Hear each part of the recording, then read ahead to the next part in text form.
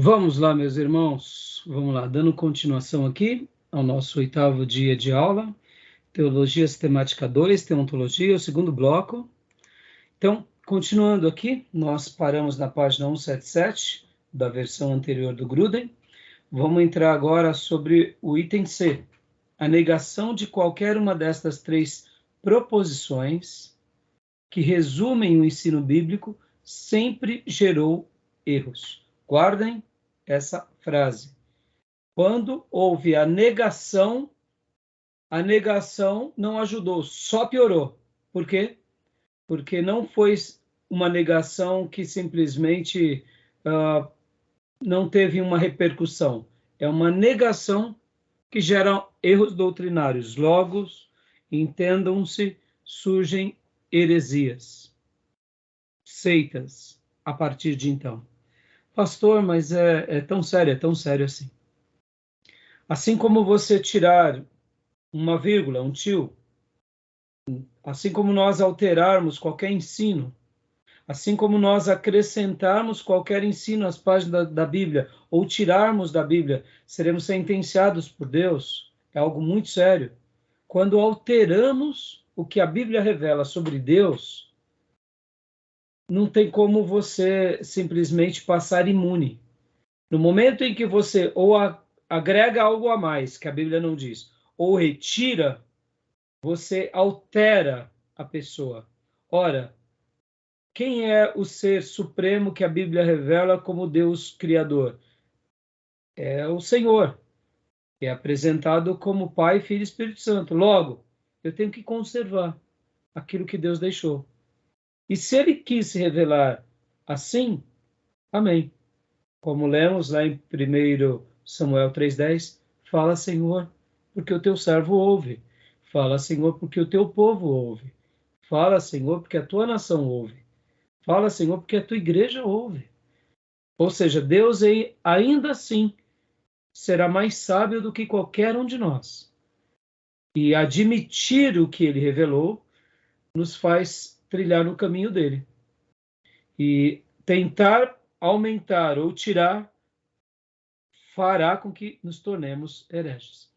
Então, agora a gente vai para esses três, para essas proposições que tentam, ou melhor, a gente vai para esses resumos, onde nascem, né, essas heresias, e elas nascem como o autor e o Grudem afirma, quando você tenta mudar essa tese ou essa proposição. Proposição e tese são a mesma coisa. Deus é três pessoas, cada pessoa é plenamente Deus, só há um Deus.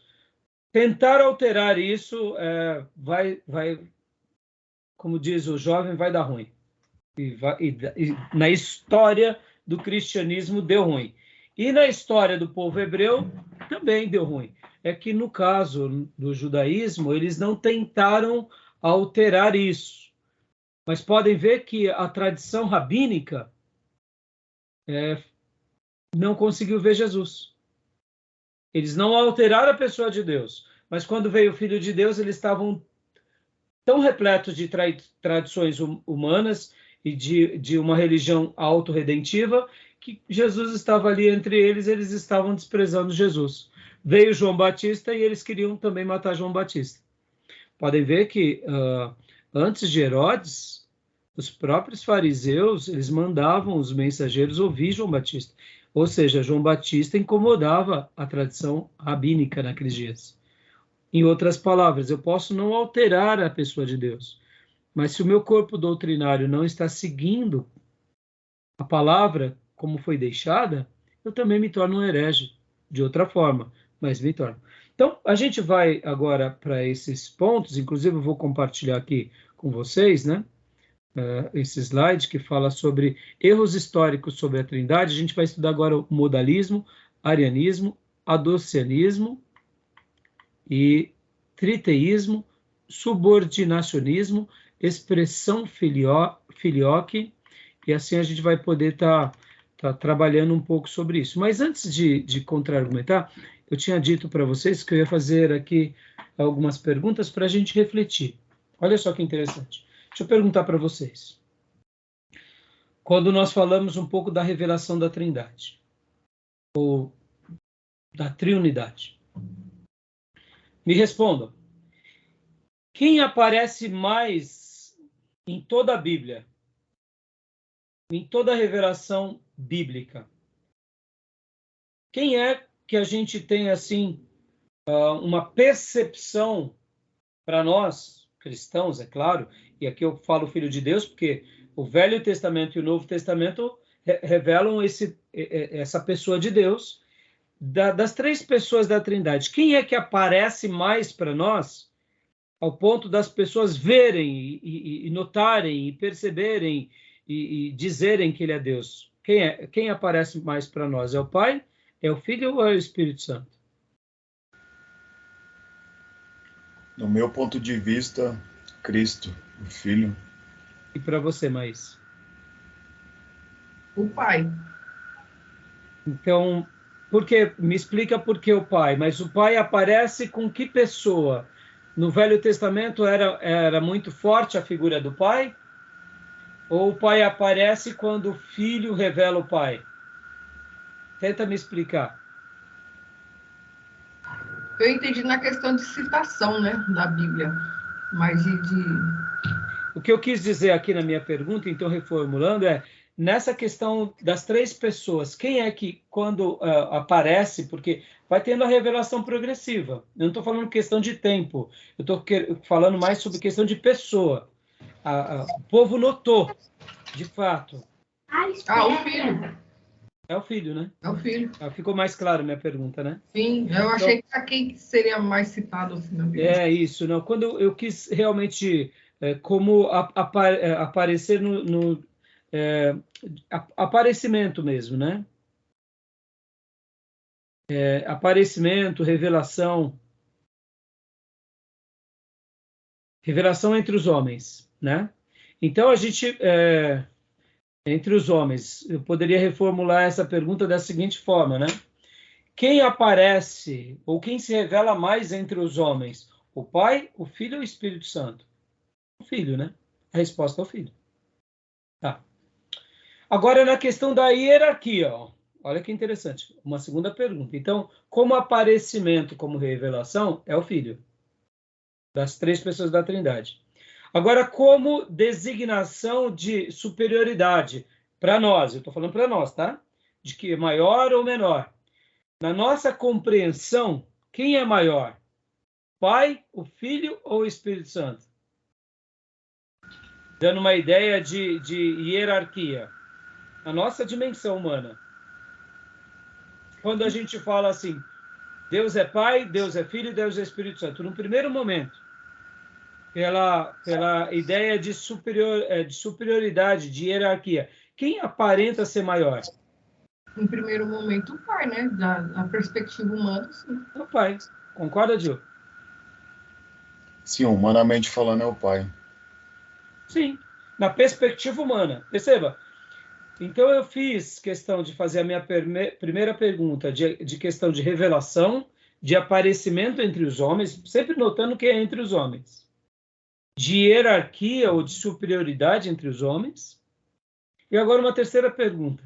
Agora vamos pegar também esse mesmo panorama de toda a revelação bíblica. Vamos ir lá para o Éden, ou mesmo para a eternidade, quando no princípio criou Deus os céus e a terra era sem forma e vazia, e o Espírito de Deus pairava sobre a face das águas. E aí vem toda a história bíblica, todo o Velho Testamento, o Novo Testamento, o poder de Deus atuando em Jesus, o Espírito Santo, etc. E aí a gente tem o Apocalipse, e temos a revelação do Apocalipse, em que João conclui dizendo, o Espírito e a noiva dizem, vem. Quando a gente pensa assim, quem atua mais discretamente de Gênesis 1 a Apocalipse 22? É o Pai, o Filho ou o Espírito Santo? Quem atua mais discretamente, sutilmente, atraindo as pessoas, nos fazendo enxergar o Pai, entender o Pai, mas a gente sabe que qual é a pessoa da Trindade que se destaca mais? Sem dúvida, o Espírito. E você, mais, o que você acha? Perceba, eu fiz 3 perguntas, claro, construindo as ideias, para fazer vocês enxergarem as 3 pessoas da Trindade. Mas perceba, assim como Jesus se revela mais, e nem por isso ele é maior do que o Pai ou do que o Espírito Santo, assim como numa questão de superioridade e de valorização aos olhos humanos, o Pai parece estar sendo maior do que Jesus, e nós sabemos que o Pai não necessariamente ele é maior do que o Filho do Espírito Santo. Assim como também essa questão de uma atuação do Espírito Santo sempre foi notória, presente, sutil, poderosa. E hoje nós, Igreja de Jesus, há 2000 anos, somos Igreja de Jesus pelo poder do Espírito Santo. Nós estamos na dispensação da graça pelo poder do Espírito Santo. Se nós estamos fazendo teologia, se estamos numa igreja, se tem um monte de gente adorando Jesus, é o poder do Espírito Santo. Ou seja, há um poder discreto, sutil, mas extravagante do Espírito Santo. E quando houver a conclusão das eras, é ele e a noiva que dirão. O Espírito Santo e a noiva diz, vem Jesus. Então, perceba, eu construí essas ideias mostrando o seguinte, segundo as nossas avaliações, podem parecer e até ser coerente que, num primeiro momento, essas pessoas elas têm diferenças. Um é maior que o outro. Mas isso é uma impressão nossa apenas. É uma construção nossa. É uma ótica humana nossa. O fato de enxergarmos isso não quer dizer que de fato seja assim. Nós notamos uma atuação maior, mas isso não significa que as outras pessoas da Trindade nessas atuações sejam inferiores. Então, esse tipo de comparação humana diz muito pouco sobre a Trindade, ou de fato o que representa ou o que é a Trindade. Tudo bem? Deu para entender? Fui claro na minha reflexão? Compreendeu, Gil? Que eu posso fazer uma analogia mostrando que Jesus é maior. Eu posso fazer uma outra comparação dizendo que o Pai é maior. Ou eu posso fazer uma defesa mostrando que o Espírito Santo é maior. Isso não significa que de fato seja. Foi uma observação minha. Essas observações são nossas, são humanas, são limitadas e são falhas diante da complexidade que é a pessoa de Deus ou a Trindade. Logo, eu aceito a revelação pela revelação, compreendo as suas atuações, as suas manifestações, as suas características, os seus ofícios, mas eu não posso inferiorizar ou supervalorizar porque eu acho, na nossa comparação humana, porque tudo que é humano não representa o que é divino. Mesmo que seja uma percepção humana, ainda diz muito pouco sobre o que é divino. Ele é muito maior.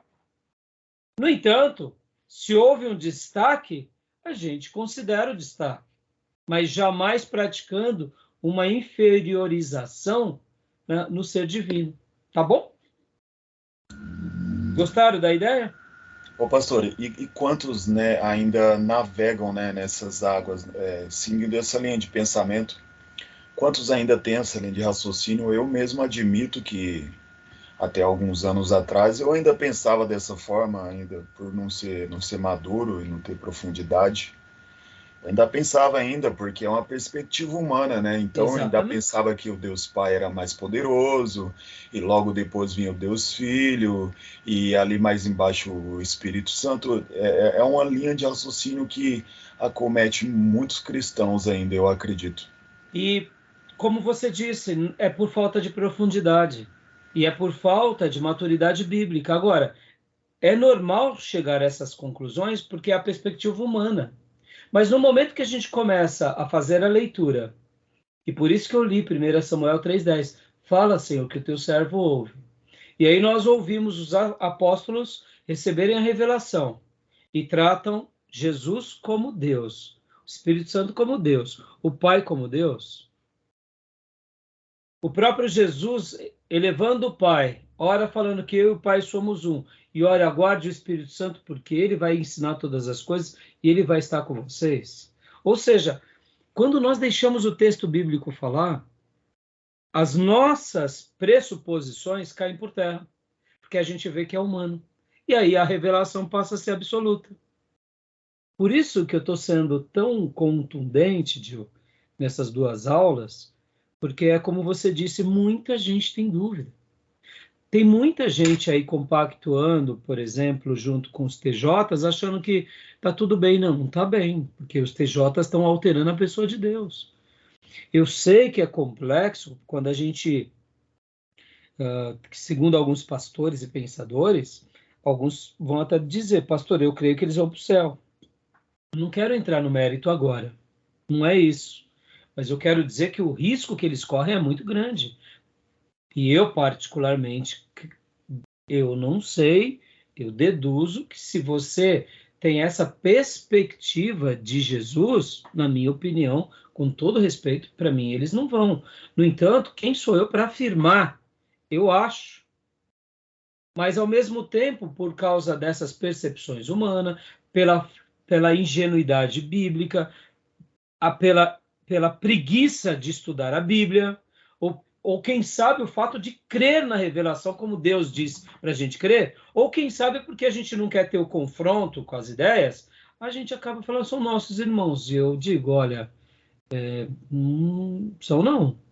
Pelo menos naquilo que a Bíblia me apresenta. Eu fico imaginando Paulo conversando com o TJ, entendeu? Um Paulo ouvindo do TJ que Jesus não é Deus. Eu acho que Paulo ia mandar ele ficar com o diabo lá, que nem fez mais ou menos com aquele caso daquele que praticou incesto. Entrega para Satanás. Pastor, mas o senhor está comparando uma religião com um pecado de sexualidade? Mas pecado é pecado. Eu imagino que, assim como João, o apóstolo, ele falou que a avareza é idolatria, no momento em que chegasse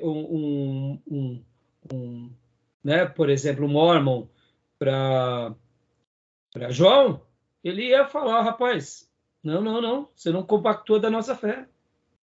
Se chegasse um TJ para João, falava, não, pelo amor de Deus, não. Vocês estão praticando uma idolatria, porque se há o Deus que é Jeová, que vocês dizem que Deus Pai é Jeová e que Jesus é outro Deus, então você está dizendo que são dois deuses.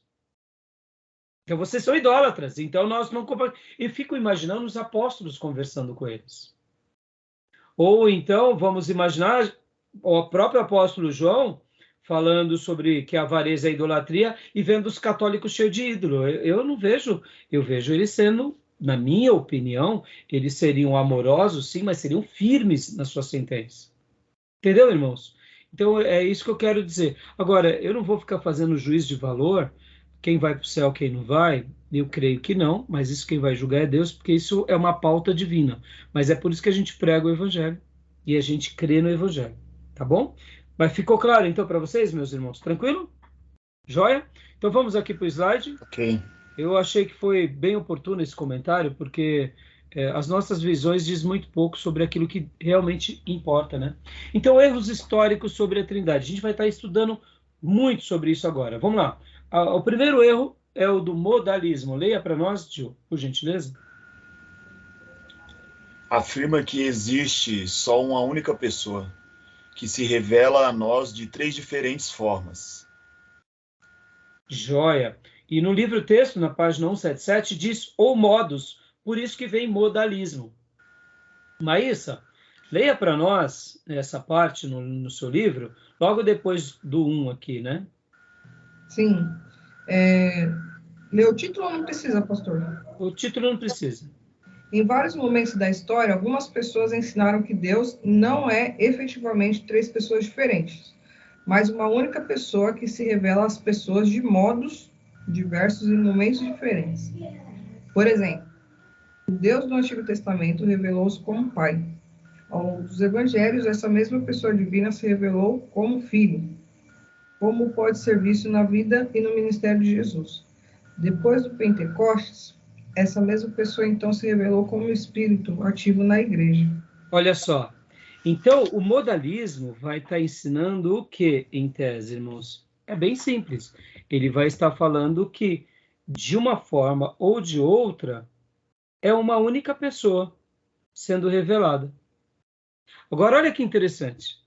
Na minha opinião aqui, eu até faria uma correção ao texto do Gruden. Olha só que interessante. A revelação do Pai, ela é contundente como palavra Pai no Velho Testamento? Ou a revelação ela é contundente como Pai pelos lábios de Jesus no Novo Testamento? Quem foi que revela Deus como Pai de forma exaustiva?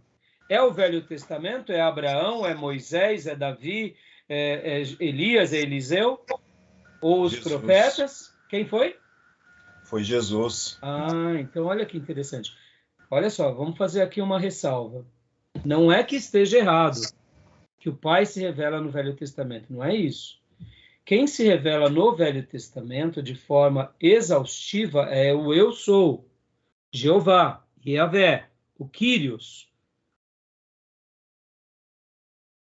No entanto, no Novo Testamento, pelos lábios de Jesus, Jesus mostra que o Pai existe, que o Pai é real, e que aquilo que muitas ocasiões foram apresentadas no Velho Testamento também era o Pai.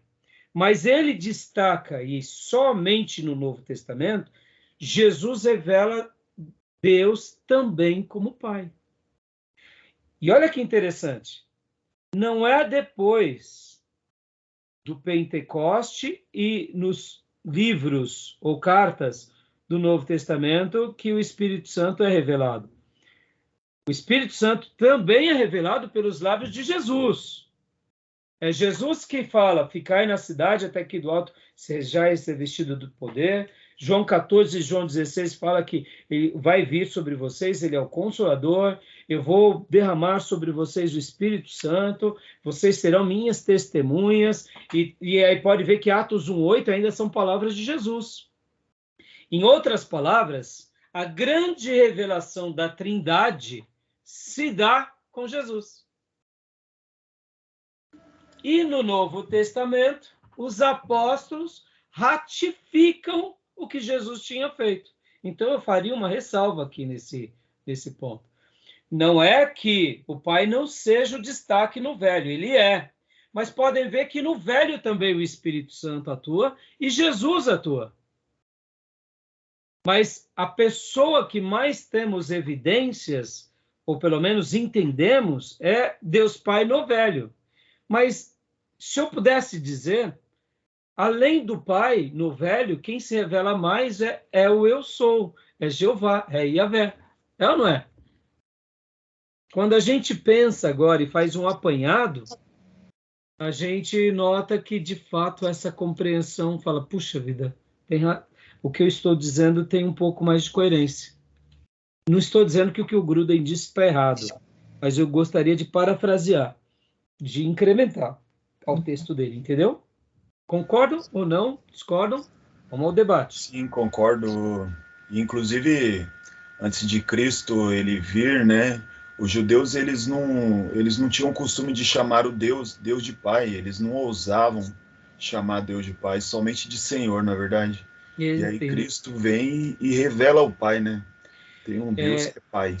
Tem passagens que, por exemplo, você pode ver que os profetas dizem, mesmo quando uma mãe revelar o seu filho, ou mesmo o pai, Deus não... Então, demonstra Deus ali numa figura paterna, demonstra como marido, demonstra essa figura do pai. Então, há um destaque. Mas o destaque que foi dado por todo o Velho Testamento não foi tão grande. Agora, nos lábios de Jesus, aí foi.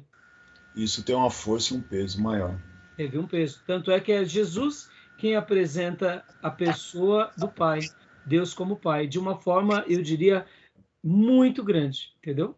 E o próprio Jesus apresenta o Espírito Santo, dando uma clareza da pessoa do Espírito Santo.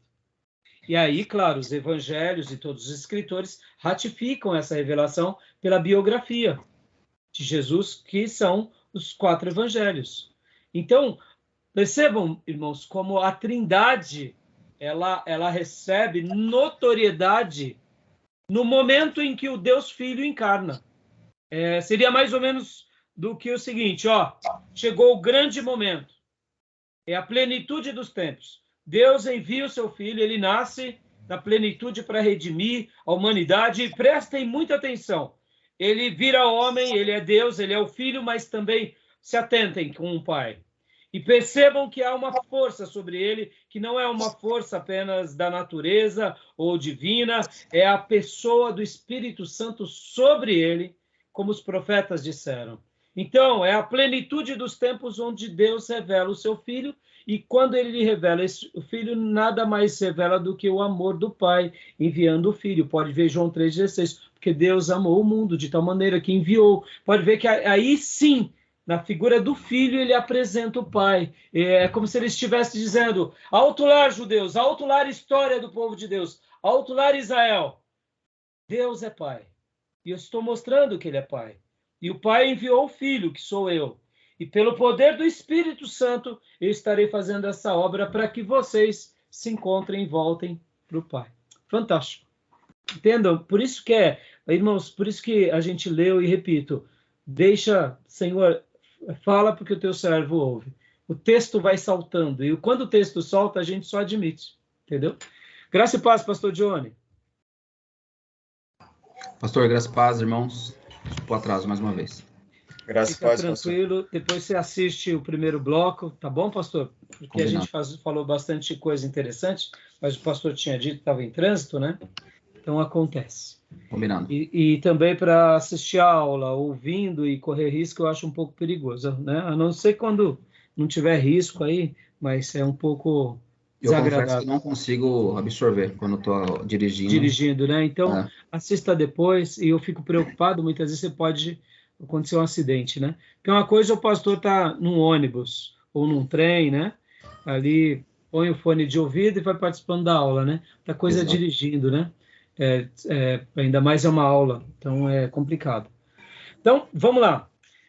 Então, modalismo, vocês viram o que é essa... Então, dentro do modalismo sai o quê? Os unicistas. Porque tudo é um modo. Tudo é uma pessoa. O que seria unicista, irmão? Vamos lá. O que é unicista? Eles acreditam que, como é o modalismo aqui afirma, né, que Deus ele é um só, ele só se manifesta de formas diferentes, né? É o modalismo em si. Deus, tenta explicar melhor. Vamos lá. Deus, Espírito Santo e Jesus é uma pessoa só, né? Sim, então vamos tentar criar vários cenários aqui para o modalismo. Né? Vamos ler de novo essa definição, porque é muito importante aqui.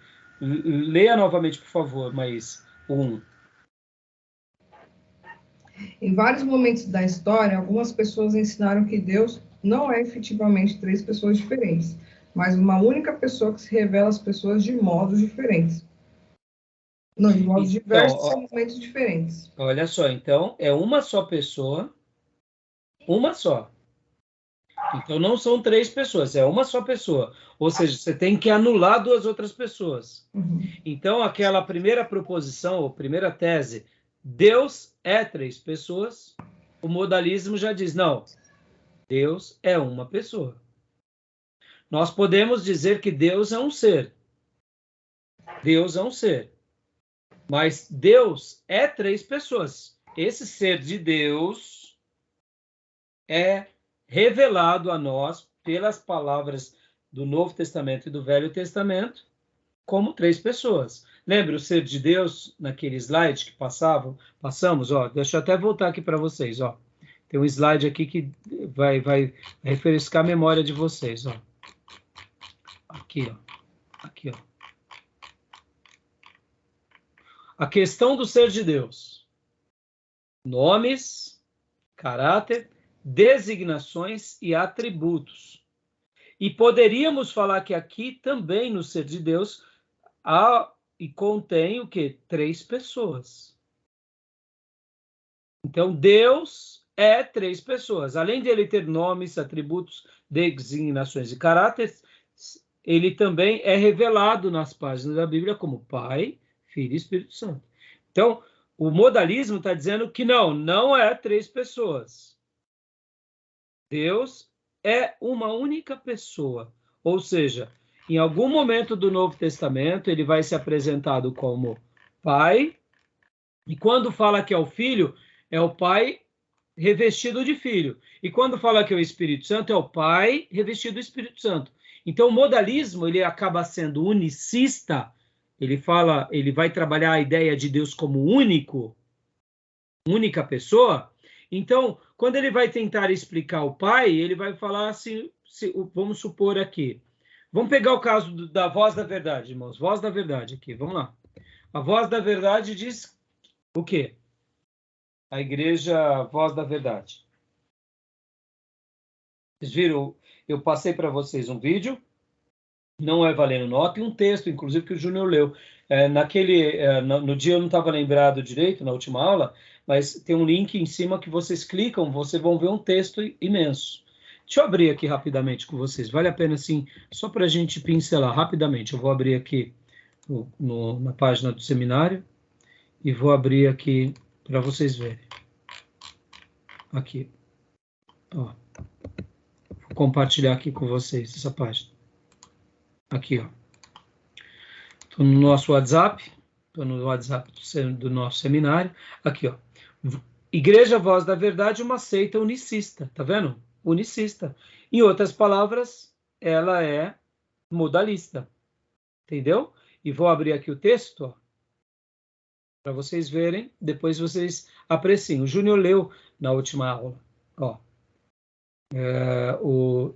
Aqui o Ministério Apologético, CACP, antigamente chamava CCP, se não me falha a memória. Pastor, o senhor está compartilhando essa tela? Opa, compartilhei aqui. Opa, não foi, né? Não foi, tá na né? tela anterior mesmo. Desculpa, então não foi. Imagina. Então, vamos aqui, área de trabalho. Então, vamos lá. Então, aqui, ó, abri o seminário. Eu tinha colocado para vocês, né? A Igreja Voz da Verdade, uma seita unicista. Aí a gente abre o link. Ministério Apologético. Antigamente chamava-se Centro de Pesquisa CPP. Paulista, não me recordo o nome antigo que eles tinham. Aí, ó, aí ele vem dando a explicação. Igreja Voz da Verdade. Aí ele vem explicando, faz toda uma defesa. Então é muito interessante. Depois apreciem esse texto aqui, ó. Aí ele vai mostrar aqui, ó, antecedentes históricos, fala sobre várias heresias, né? E aí é um texto muito, muito bom para vocês apreciarem, tá bom? Então pode ver que aqui ele também comenta sobre essa questão do modais, ó. Ensinam que as 3 pessoas da divindade se manifestam por vários modos, daí o nome modalista. Desenvolveram a ideia de que o Pai nasceu e o Pai sofreu, sendo eles jocosamente classificados por Cipriano aí tem aqui, patripacionistas. Então, você vê que então ele vai trazer aqui várias informações muito ricas, né? Então, voltando aqui. Aí aqui, inclusive, eu também passei para vocês, olha, esse vídeo, que é um mesmo, que fala sobre a palestra, né? Opa, Mas totalmente heréticas, né, pastor? Exatamente. E aí, irmãos, inclusive, eu até, só para vocês terem uma ideia, aqui, ó, o pastor vai estar pregando, ele é do CACP, e ele vai estar pregando, ensinando sobre isso. O pastor, aqui quem está pregando, o nome desse pastor, esqueci o nome dele agora. Mas eu achei muito legal, não assisti todo o vídeo, mas eu achei muito legal, então depois apreciem esse material, tá bom? Porque vale a pena, vale a pena. Tem uma Bíblia chamada Bíblia Apologética. A Bíblia Apologética, ela é muito boa. O pastor que está pregando aqui, vai aparecer o nome dele já já. Eu não me recordo agora o nome, esqueci.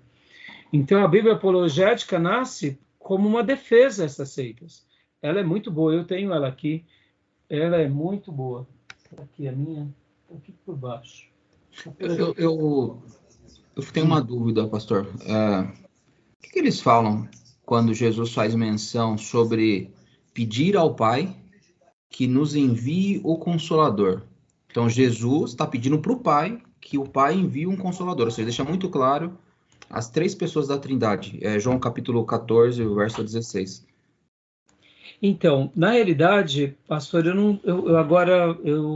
como esse assunto eu já tem um bom tempo que eu não estudo, não pesquiso, eu não sei te dizer assim a fundo, né? Eu posso até pesquisar para te responder. Por isso que a Bíblia apologética, vamos fazer a lição de casa agora. Deixa eu pegar ela aqui O rapidamente. batismo de Jesus também ali fica bem distinto, né? As três pessoas. Então, mas por isso que, irmãos, esses materiais, essas Bíblias, esses pastores, essas fontes, a gente tem que estudar.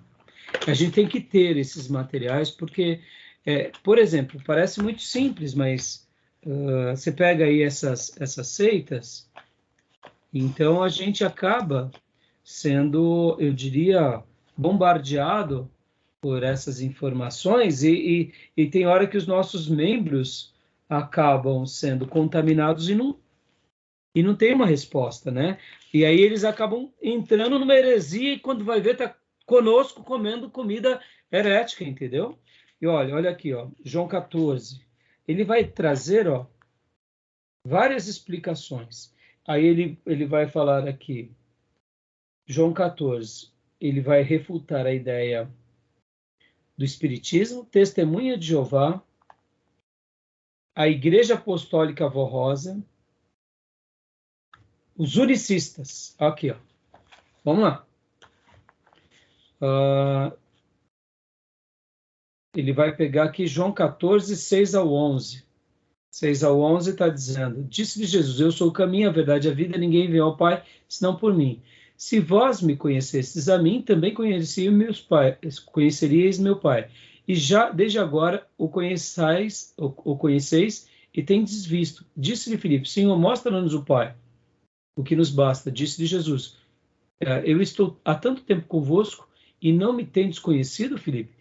Quem me vê a mim, vê o Pai. E como dizes tu, mostra-nos o Pai. Vamos pegar essa passagem. Então aqui eles vão fazer uma boa refutação. Eles vão dizer primeiro o que fala, depois eles dizem também, inclusive, as outras religiões, e aí eles fazem uma defesa bem... Aqui não dá para vocês verem agora, porque está bem pequeno, mas a nota de rodapé é muito boa. Eu não vou ler toda agora para vocês, senão vai ficar muito tempo e muito extenso. Mas as respostas apologéticas deles são muito boas. Só vou ler algumas frases aqui, ó. Resposta apologética. Jesus começa afirmando: ninguém vem ao Pai senão por mim. O sentido natural dessas palavras é que Jesus não é o Pai, mas o mediador entre nós e o Pai. 1 Timóteo 2,5. Então, declara: se vós me conhecesseis a mim, também conheceríeis a meu Pai.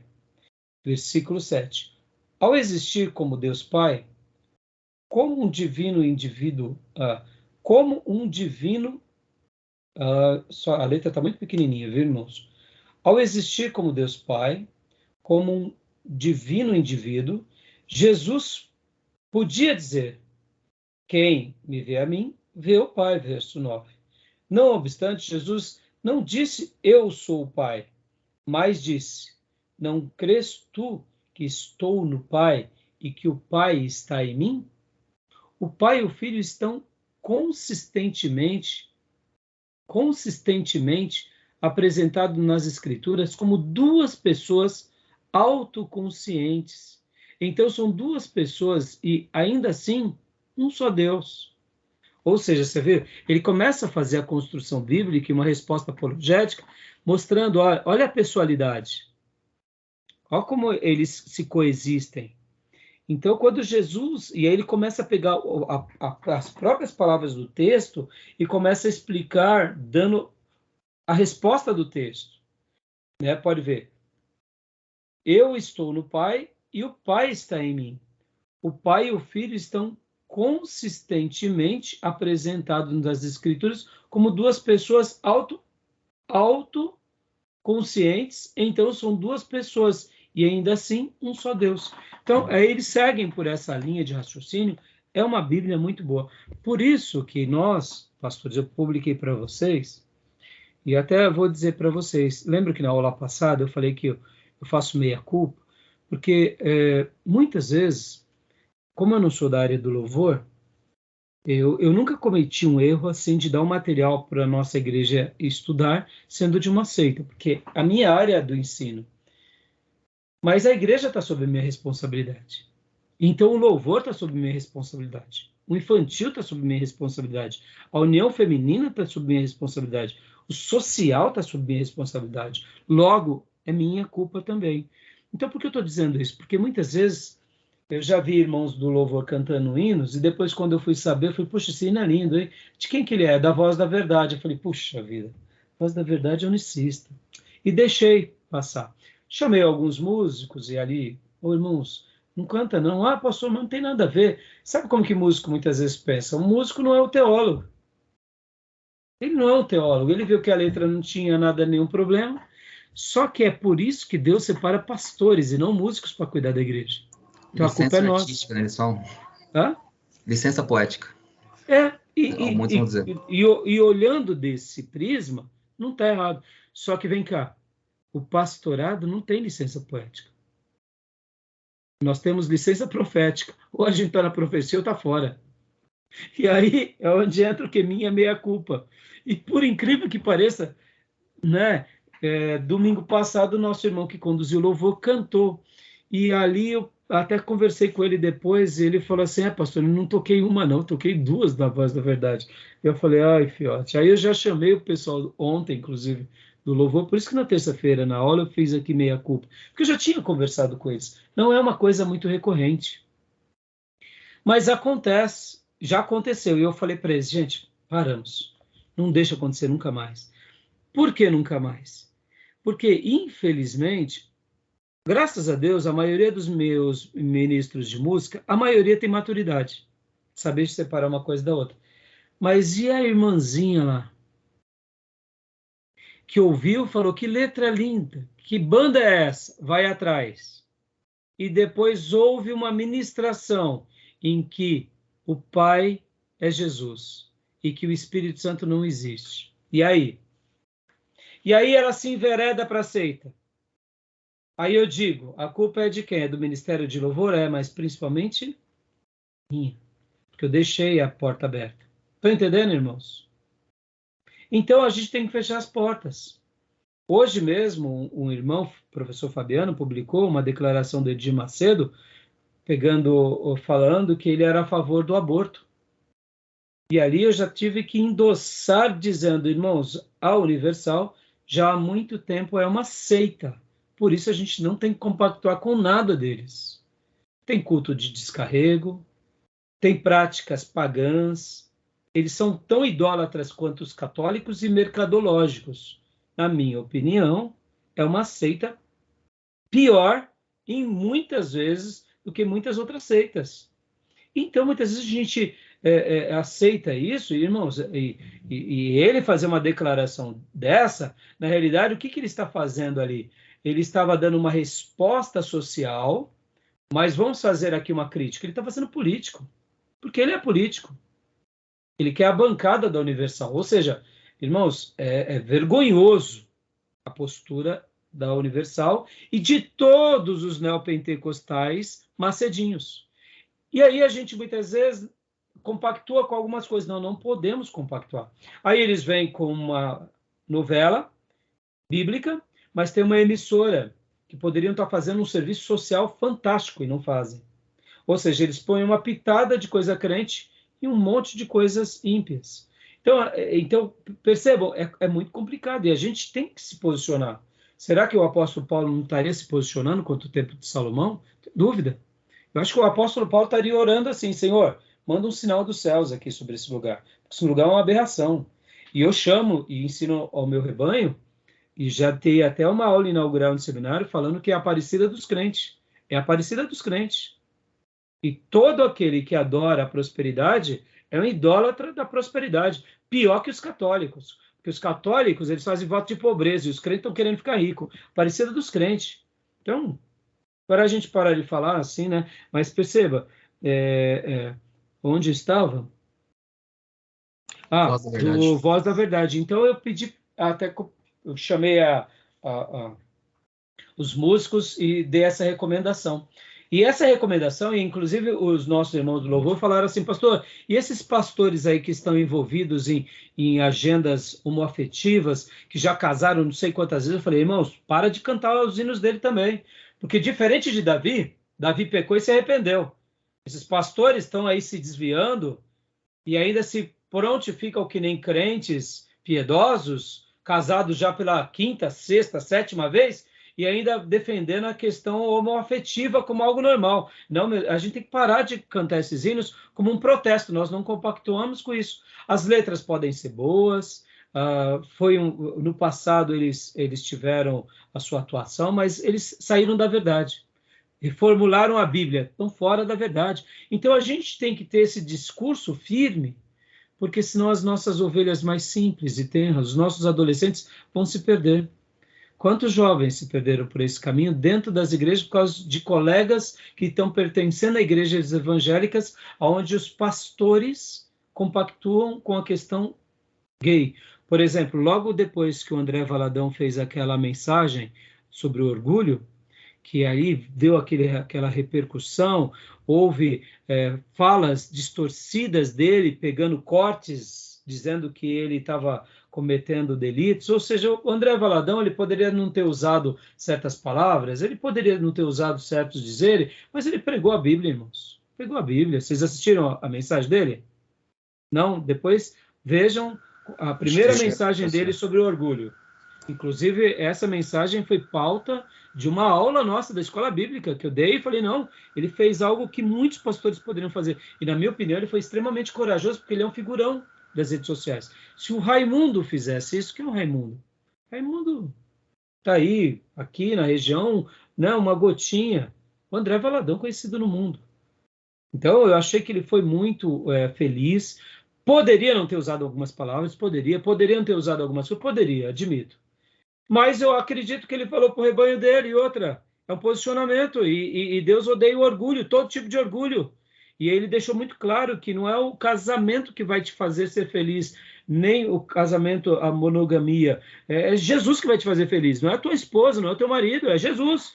E ali ele foi muito claro, mostrando que eles amavam quem está no erro, quem está no pecado, mas Deus não compactua, ponto passivo. E aí o que eu quero dizer com isso? Logo na mesma semana seguinte, o Ricardo Gondim recebeu na igreja dele e fez uma conferência chamada Jesus Hope. Irmãos, e o pastor que fazia uma defesa ao homossexualismo disse que o André Valadão, ele era o mensageiro de Satanás. Ou seja, aonde chegou o Gondim? Aonde chegou esses pastores? Ou seja, pelo amor de Deus, não tenho mais nem o que falar. Então, eu tenho que me posicionar dizendo, eu não compactuo mais. O Gondim, para mim, um dia foi uma referência para a minha vida. Deixou de ser. O Ed René também deixou de ser. O Caio Fábio, há muitos anos atrás, era, depois de todo o problema que ele teve, não pelo pecado que ele cometeu, mas pela maneira teológica que ele se posicionou, deixou de ser. Então, por exemplo, esse cantor que o nosso irmão falou, é aquele cantor que canta aquele hino Jesus, como que é o nome? O Kleber Lucas. Kleber Lucas. Meu irmão, virei a página. Não é mais referência. E assim, a gente tem que ser muito resolvido. Então, irmãos, modalismo, voltando, Voz da Verdade. Então, eu fiz a minha lição de casa com o meu Ministério de Louvor. né? E até falei para vocês na última aula que eu faço meia culpa, porque é minha responsabilidade, não pode passar. Eu não posso dar um livro com ensinos heréticos na minha escola bíblica. E o meu ministério de louvor não pode cantar um hino de uma seita. Pastor, mas vamos fazer o estudo daquele hino. Não, o hino não tem nenhum problema. O problema não é o hino. O problema é o que pode gerar na mente dos fracos. Lembra, Paulo? Se comer carne te faz com que o teu irmão peque, então não coma carne na frente do irmão, por exemplo. Não fique pecando. Se eu sei que tem hinos, nós temos hinos maravilhosos. Para que eu vou ficar cantando o hino das seitas? Entendeu? Então é isso, né? Então depois assistam um vídeo aqui, tá, irmãos? Irmãos, até me desculpem, eu até me alonguei um pouco aqui no assunto, eu não queria, mas eu me alonguei. Então, no último bloco, a gente vai ter que dar uma alongadinha um pouco mais, tá? Beleza? Então, no site do Voz da Verdade tem isso aí. Eles colocam... Bom, eu li bem rapidinho aqui quando o senhor falava. Eles defendem veementemente e trazem algumas respostas a respeito de algumas questões, como, por exemplo, né, no Gênesis, façamos o homem. Aí eles tentam explicar o que Deus está dizendo ali. E o façamos, ele usa a linguagem de que os anjos existiam. Enfim, tem algumas informações lá. Por isso que nós abrimos, pastor, eu pedi para você assistir a primeira aula, nós abrimos com aquele texto de Samuel, quando Deus fala pela terceira vez com Samuel, chamando ele, e ele responde, fala, Senhor, porque o teu servo está ouvindo, o teu servo ouve. O que nós temos que fazer com a palavra? Fala, Senhor, que nós ouvimos. Deus é único. Deus se revelou como Pai, como Filho e como Espírito Santo. Deus é 3 pessoas. Cada pessoa é plenamente Deus. Só há um Deus. Fala, Senhor, que os teus servos ouvem. Pastor Raio, eu não compreendo, eu também não. Mas eu ouço, creio e obedeço. Né? Então, assim, porque você vê, a gente tenta explicar. E o modalismo, e aí por isso que, lembra que eu falei daquele candidato na última aula? Ele se tornou unicista. Por que ele se tornou unicista? Na realidade, ele estava mais para marcionista, mas ele estava dizendo que Deus, Pai, Deus é Pai, que o Pai é Deus, Jesus é o Filho de Deus. E aí foi quando eu falei, opa, você está indo para o caminho do... E o Espírito Santo? Aí ele tentou se enrolar, e aí eu não lembro direito a resposta do Espírito Santo que ele deu. Mas se eu não me engano, ele foi de uma forma, eu lembro que eu disse para ele, eu não me recordo exatamente, porque o choque foi tão grande quando eu ouvi dele, que Jesus não é Deus, primeiro ele falou, Jesus é o Filho de Deus, fugindo, né? E depois ele disse, Jesus não é Deus. Eu falei, pelo amor de Deus, quem te ensinou isso? Aonde? Olha aqui as nossas obras, irmãos. Nosso seminário nunca ensinou isso. O seminário batista nunca vai ensinar isso. A não ser que já está para heresia mesmo, né? Pode até ser teologia liberal, que infelizmente existe em alguns seminários, mas isso pode ver que até os católicos não entram nesse aspecto, irmão, né? Por mais que eles fazem certas coisas, algumas a gente temos conformidade com eles. Então, o unicismo, ele vai valorizar uma pessoa, seja o Pai, o Filho ou o Espírito Santo, e ele vai dizer que tudo é aquela pessoa. Então, o unicismo e o modalismo trabalham tudo dentro dessa premissa, tá bom? Então, beleza? Maísa, você concluiu a leitura? Não? Você parou, né?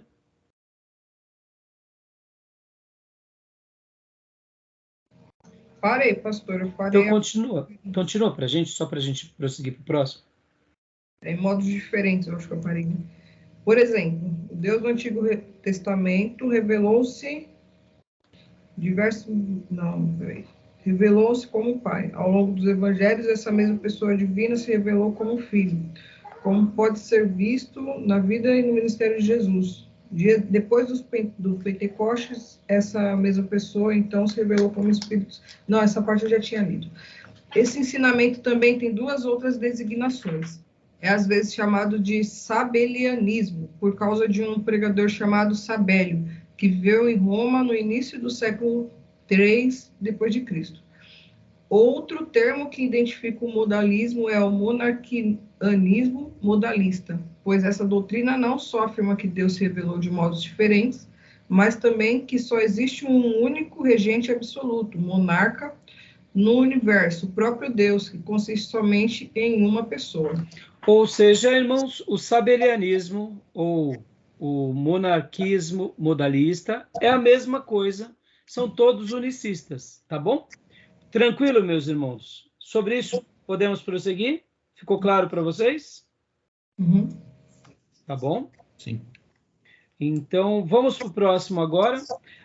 Olha só, irmãos, parece bobeira, mas vamos ler aqui. Leia para nós, Maísa, o penúltimo parágrafo ainda desse ponto. Além disso, o modalismo.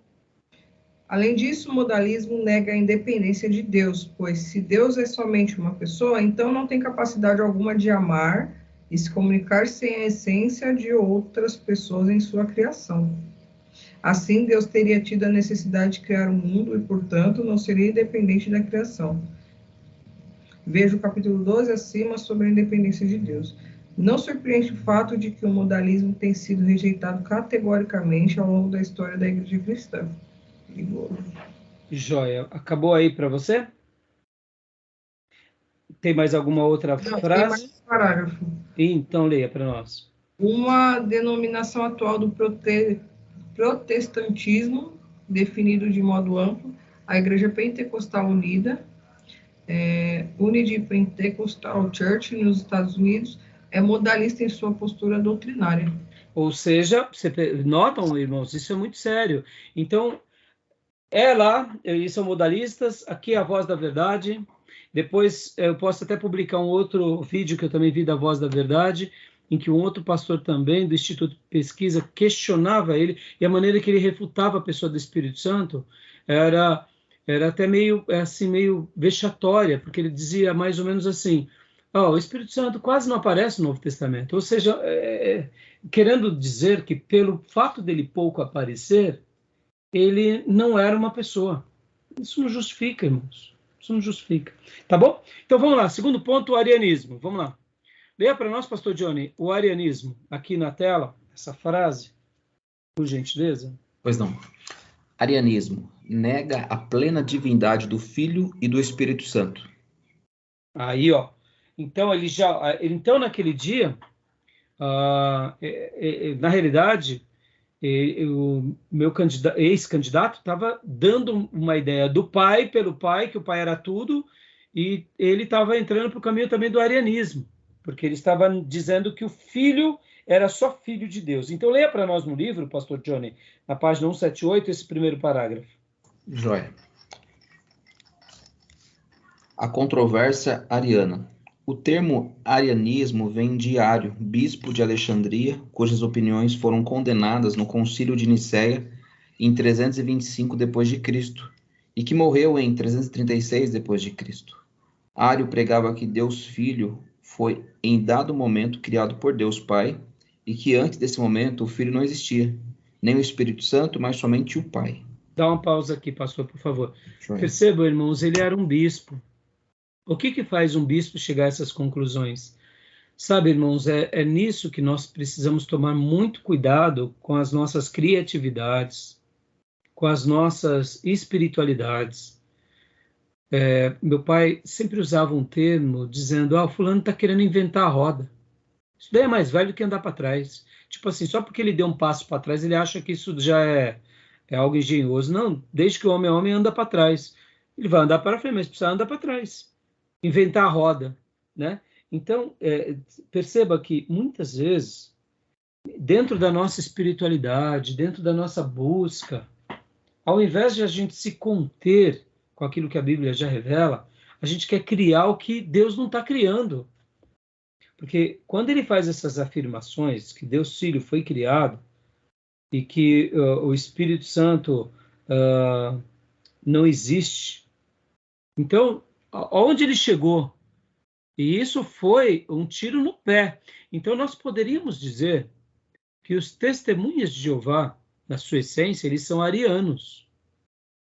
Eles são discípulos desse bispo. Porque, de fato, Ario que começou com essa ideia. Então, uma pessoa, quando ela tem uma ideia, seja ela qual for, que não está respaldada na Bíblia, a gente tem que trazer esse irmão. Mas no momento que esse irmão nega a Bíblia e afirma as suas ideias com verdade absoluta, aí nós precisamos tomar um posicionamento. Por isso que a Bíblia lá em Mateus vai falar, quando o teu irmão pecar, chega a ele e o adverte. Se você conseguir adverti-lo e ele der ouvido, você ganhou o teu irmão. Se não, chama 2 ou 3 testemunhas e você chama o teu irmão. Se vocês conseguirem corrigi-lo e ele der ouvido, ganhaste o irmão. Se não, se leva-o para a igreja. E aí, se na igreja eles não te derem ouvido, considerai-o publicano e pecador. Ou seja, ali há uma ruptura. Há um padrão nosso com relação à nossa tomada de decisão. Por isso que esses pastores que estão reinterpretando a Bíblia ou estão introjetando uma Bíblia gay, eles não fazem mais parte do nosso corpo doutrinário. Ou mesmo os neopentecostais, que são piores do que muitas seitas, não fazem mais parte. E por que os pastores têm medo de contra-argumentar com eles? Porque eles têm uma influência na mídia. Meus irmãos, a gente precisa ser profeta, a gente não tem que ter medo. Agora, é claro, a gente não vai ficar pegando púlpito e falando e vociferando. A gente ensina e descansa, mas a gente não pode dizer que eles compactuam da mesma fé que nós, entendeu, irmãos? Porque olha que Ário, né? Então, continua para nós, pastor, por favor. Assim, embora o Filho seja um ser celeste anterior ao resto da criação e bem maior do que todo o resto da criação, ele não se iguala ao Pai em todos os seus atributos. Pode-se até dizer que é igual ao Pai ou semelhante ao Pai na sua natureza, mas não se pode dizer que é da mesma natureza do Pai. Olha aí, que baita heresia. Certo, irmãos? Não tenha dúvida. O senhor mencionou a respeito dos TJs. Eu vi um debate outro dia de um TJ com um pastor, acho que ele é assembleiano. E aí, e conversa vai, conversa vem, ele falou, não, eu acredito que Jesus é Deus, só que ele é um Deus menor. O que já me surpreendeu, na verdade, né? Porque tá errado do mesmo jeito, mas me surpreendeu ele falar que ele acredita que Jesus é um Deus, no entanto, menor. Um dia minha esposa, ela, assim como ela é uma psicóloga pelo dom de Deus, ela tem um dom mesmo, é algo que sai dela, isso está nela e está no meu filho mais velho. E ela também ama contra-argumentar conceitos. E um dia, ela ouvindo um testemunha, e ela começou a falar por testemunha, quando o testemunha de Jeová falou isso, ela refutou de uma forma tão sábia, eu nunca mais me esqueci.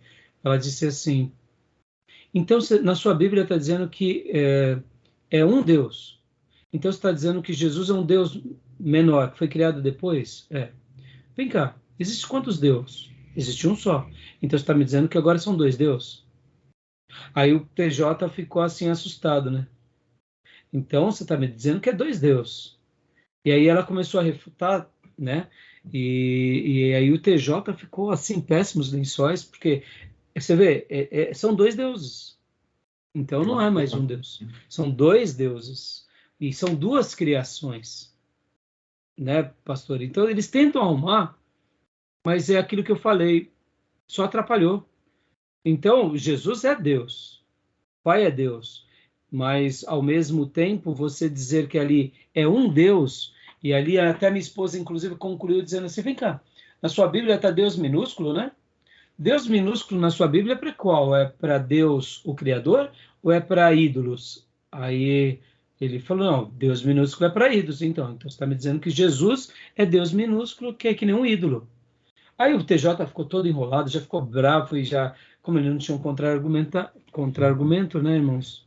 Então, mas sobre isso, podemos prosseguir, meus irmãos? Tem alguma dúvida sobre os arianos? Não? Não. Não, ok. Ok?